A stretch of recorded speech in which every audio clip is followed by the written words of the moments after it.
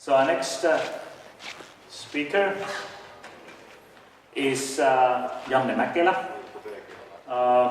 former director of which I guess still when he was there was the Finnish Jazz and Pop Archive, but nowadays it's Music Archive, JAPA. But nevertheless,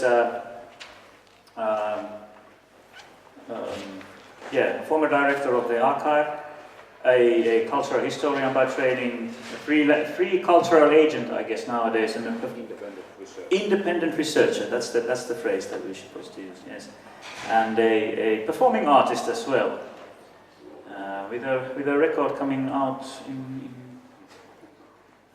2 weeks. But thank you all the other speakers too. 6 months ago, I was invited to an event where people discussed about the new law of private archives. And this event, or it was called hearing, it was held in the premises of Ministry of Education and Culture here in Helsinki. And being a director in JAPA back then, I had a chance to give out my opinions about this new law or the amendment and its effects, especially in regard with music archiving. And there were some 30 people in the hearing, people from the ministry, from archives, universities, and political parties. I'm not going into details here, but let me just say that because of the changes both in cultural environment, archival activities, and because of demands for equality in the archival brand, the new law is certainly needed. There are many archival actors, including music archives, which they don't have law behind them. The archive law, I mean, they have all the other laws, like the law of associations and so on, but no archive law, especially with music archives. And the circuit of the so-called private archives is formed by 11 organizations, and there are no music archives within them. They enjoy regular state funding and deal with materials of political life, literature, business and sports and so on. And this circuit has been closed for more than 15 years now. And now, the new law, its aim is to open this circuit for new players to enter and to strengthen the role of the national archives as a control of this field. Well, of course, you can read behind the lines that one reason to this new law, this amendment, is to cut expenses. So in the near future, when it comes to the state funding, there will be more archives, but there will be less money.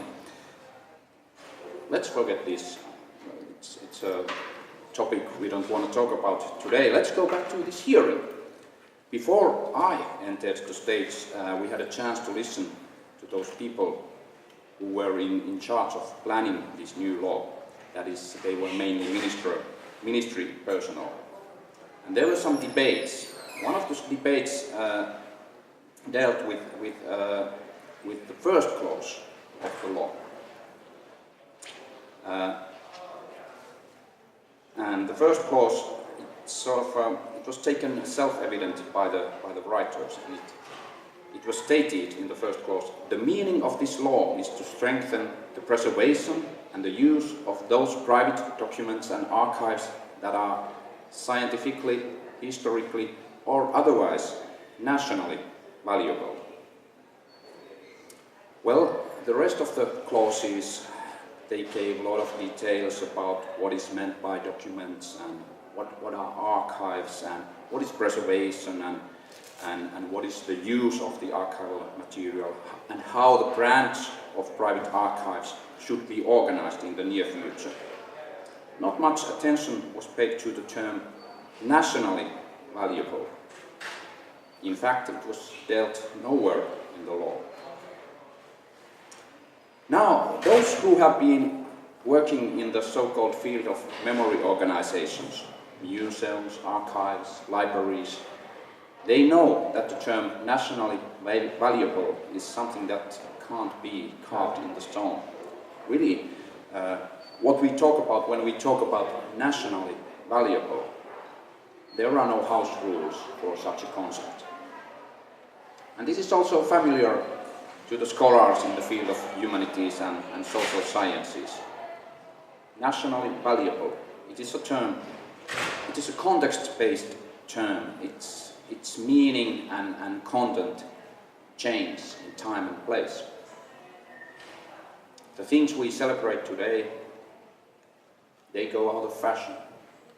The things we hate today, or dislike, or just ignore, they might or will shift to collector's items and national treasures.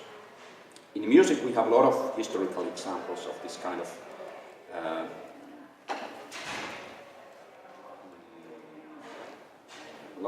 this kind of change.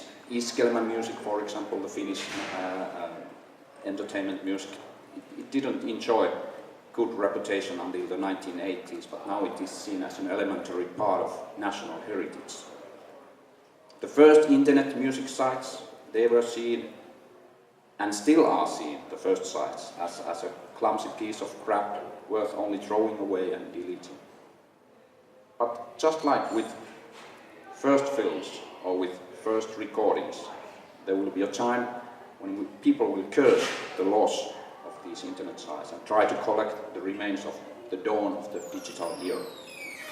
Now, when people evaluate Finnish music, it seems that Sibelius will always be on the top of the list, but with other names, genres and phenomena, we really can't tell.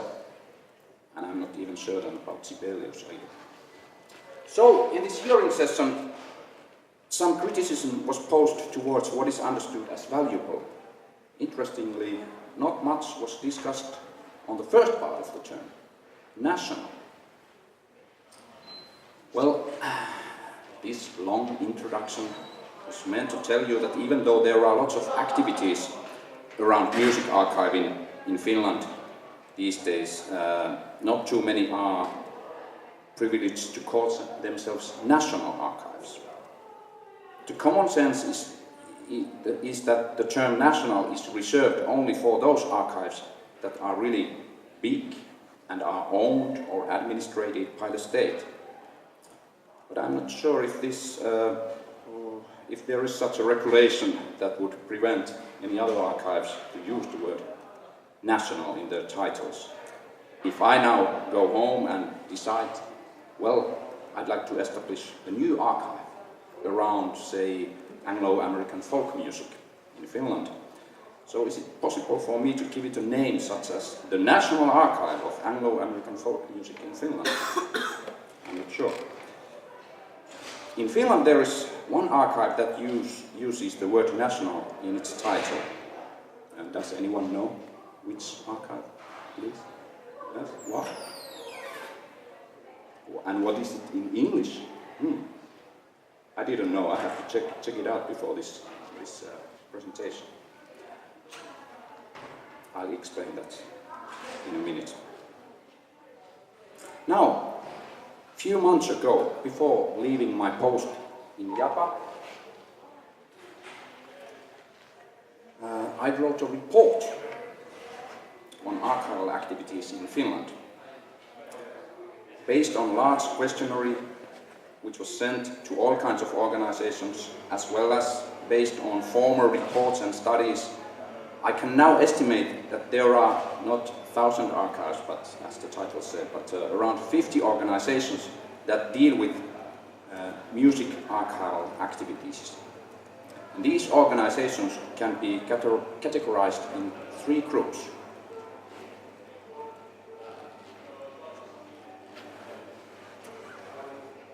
First, there are music archives, professional music archives.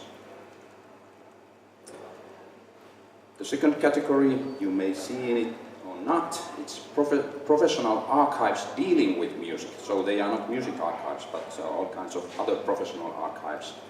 which deal with music. And the third category is organizations dealing with music archiving. These organizations are mainly music organizations or the media organizations, but they deal with music archiving. Now, with the first category, the real music archives, the professional music archives, we can find 6 organizations. Now it's a pretty small print, but let me tell you.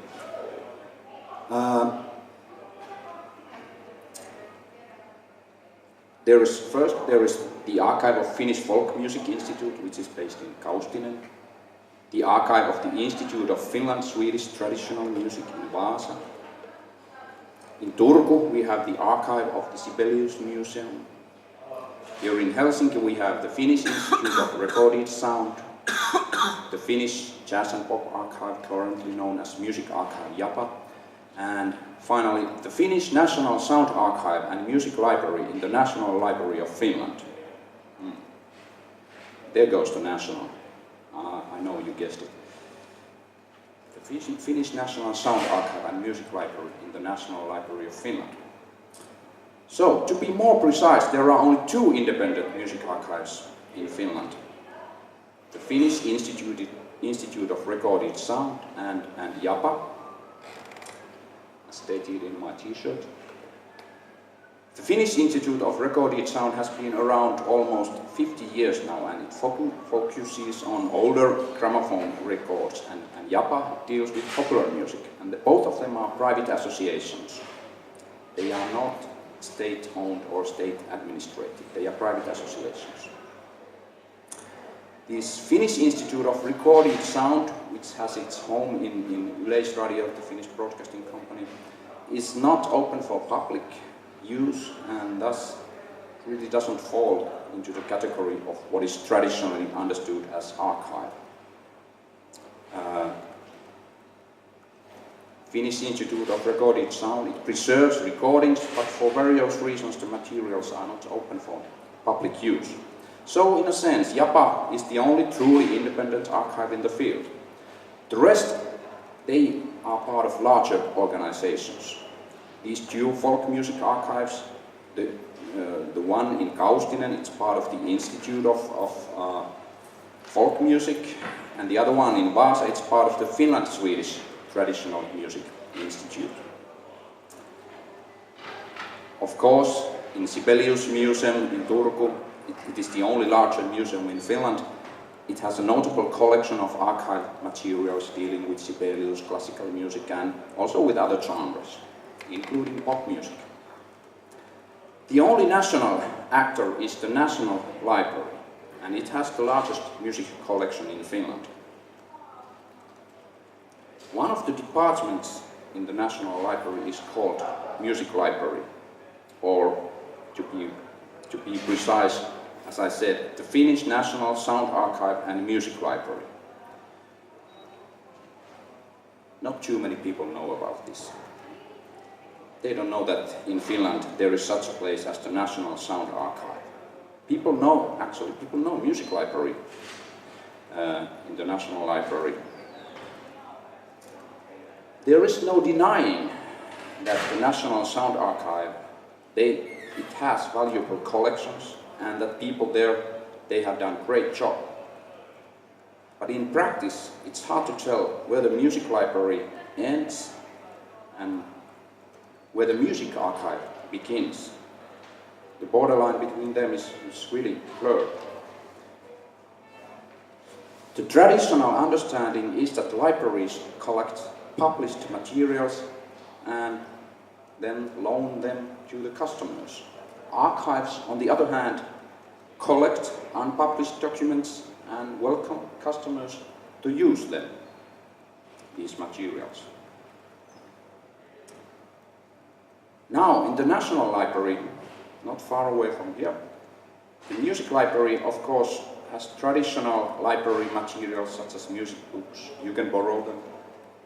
Yet the Music Library also has a lot of manuscripts, letters, business documents, other unpublished materials. That is, all kinds of materials that are traditionally associated with archives.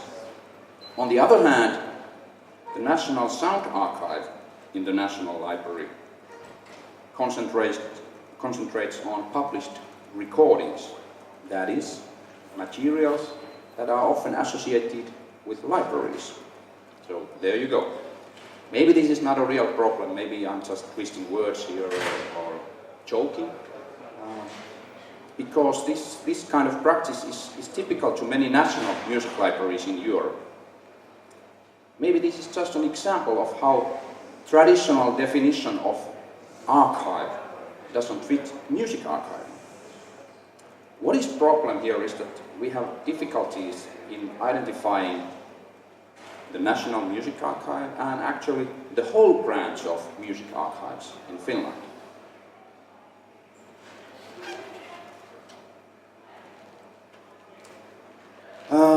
What can be said about this music archiving in general in Finland? Well, based on my report, there are some 15 shelf kilometers of music materials archived, and there are more than 20 people, full-time workers hired to take care of these materials. We can say that there are some strong areas in Finnish music archiving. Recordings and printed music, they are taken care of. Folk music is doing well in the archives. As you noticed, there are 2 folk music archives in Finland. And also, to a degree, classical music and popular music are taken care of. There is some overlapping in the activities. There are, for example, 2 institutions that focus on gramophone recordings. The one in the National Archive and the other one, this 50 years old association that has its home in the basement of Yleisradio. Finnish archives appreciate music works and those documents that deal with musicians and composers. Everything that has something to do with Sibelius is seen worth collecting and preserving.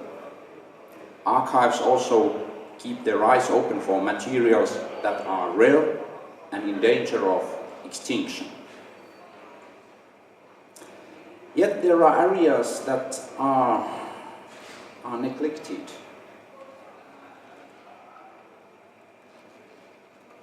Not that strong areas. Just few examples here. If you want to take a look in my report, you can find more information here. But for example, posters, early internet material, they are hard to find in the archives. And nobody seems to care about children's music. Documents relating to concert organizers, recording engineers, stage technicians, and many other groups, including music users, they also are rare. Interestingly, almost all archives in my questionnaire, they stated that they don't accept illegal or unethical material. That's very interesting to me. My interpretation was that archives, they perhaps misunderstood my question, badly formed question. They connected the term illegal mainly to the copyright issues. That is just a wild guess, I really don't know. They probably feared the possible consequences of wrongly used materials. But there are endless number of materials that are illegal or unethical, that not always deal with questions of copyright. Hate mail, for example, censored documents, racist songs, unauthorized registers of personal data, and so on.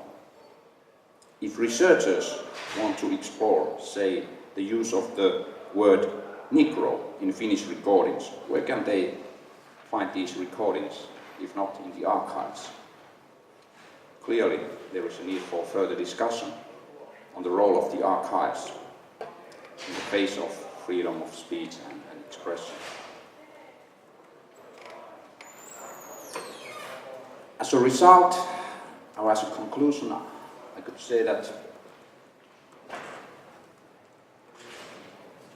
the archive branch in Finland is diverse.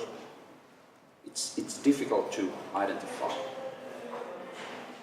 Music archives and their services are not well recognized by, say, common people, researchers, or by other memory organizations. Whereas a part of this failing can be traced to the fact that the state has been unwilling to support music archiving, we can also say that maybe the archives should have done some things better. In fact, I have a feeling that music archives are not only disregarded by users and partners, but also by the music archives themselves. Well, this is sad because, in general, there are lots of notable activities in the music archives in Finland. Nationally valuable activities, I would say. So, as an epilogue to the introduction about the law, well, I'm somewhat pleased to see that the first clause of the law for private archives, it has now changed. And this is how it goes in the new version. The meaning of this law is to strengthen the preservation and the use of those private documents and archives that are part of the national heritage. I'll leave the question of national heritage to future seminars. Thank you.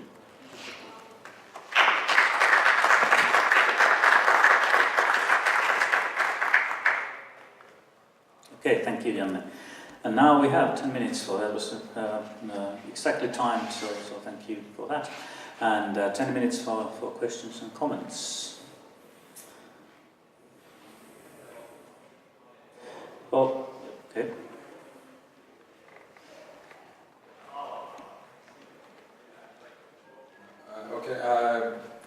More of a question or information that in Norway they have, collected many of those archives within the National Library.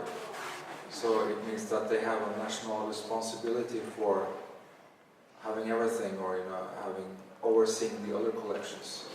So I wasn't sure when you were talking, certain irony under your talk, but I wasn't sure whether you conclude in this way or the other when it comes to, the national responsibility, or should we have more than one, or is it good to have as many as you told there is? I know that in Norway things are really good when it comes to music archive. I don't know very well the area. I know the jazz archive, it's been now part of the National Library for a few years now. In Finland, the history is somewhat complex. There was a lot of talk in the early 1990s that we should have this national archiving. And in fact, this National Sound Archive was established around the time. There was some bad temper at the time because we already had this association of National Sound Recording Archive, Finnish Sound Recording Archive. So there were kind of the two competing archives dealing with the same issue, old gramophone recordings. And instead, going together, they went their separate ways, and sort of, as a result, this national version, which is in the National Library, I think it sort of failed to fulfill the task it had to collect materials. Of course, it collected, but not to the same degree as comparing to this association-based archive. I think the National Library should have done things differently and focused not on recordings, but on something else. Other kinds of sound recordings, for example.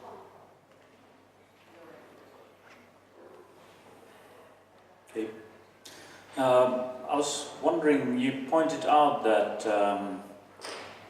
what is good or what are the strong areas there, that they include especially folk music and then also to some extent pop and popular music and classical music. And then what is not so good is children's music. But then I wondered, what about jazz? Jazz is yeah, I should have mentioned, it's well archived in Finland. That's right. Okay.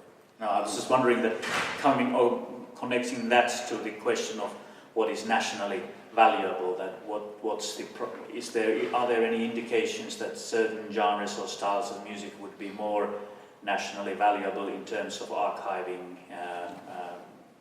Yeah. Almost in every European countries, it is always the folk music that is seen nationally valuable. After that comes classical music or art music, and after that comes popular music. It's only maybe the last 20-30 years that popular music has entered the field in general terms.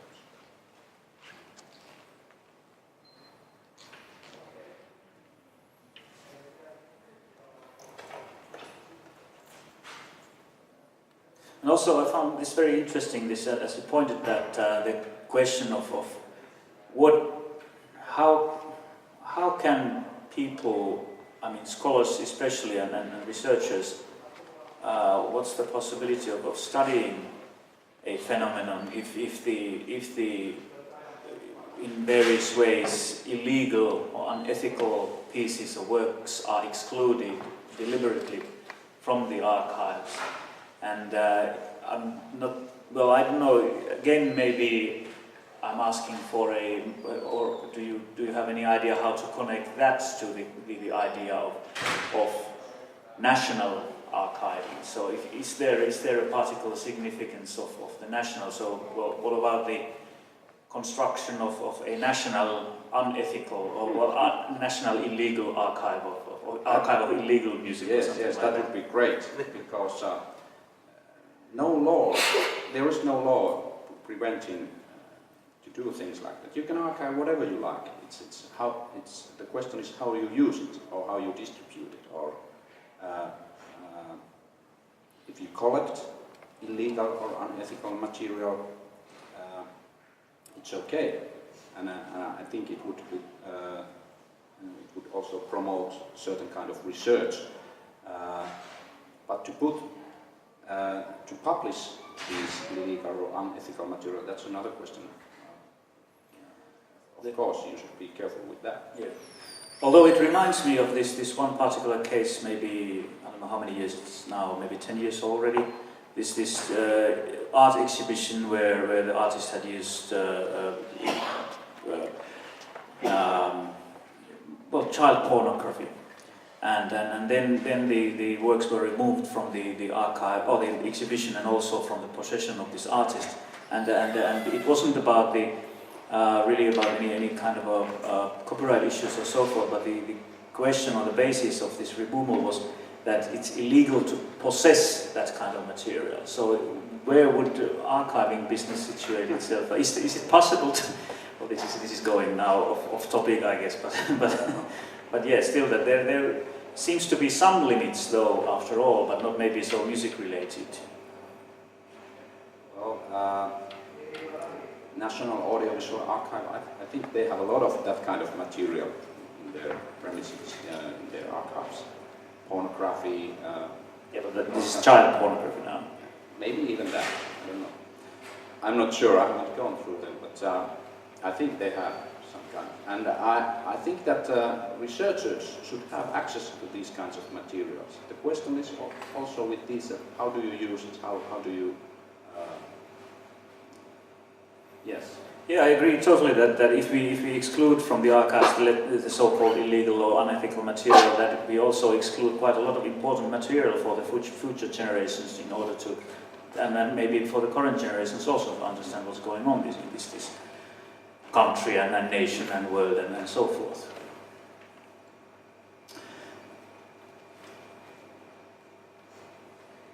Any other comments, questions? Okay, then I guess we are ready to move on to our last speaker,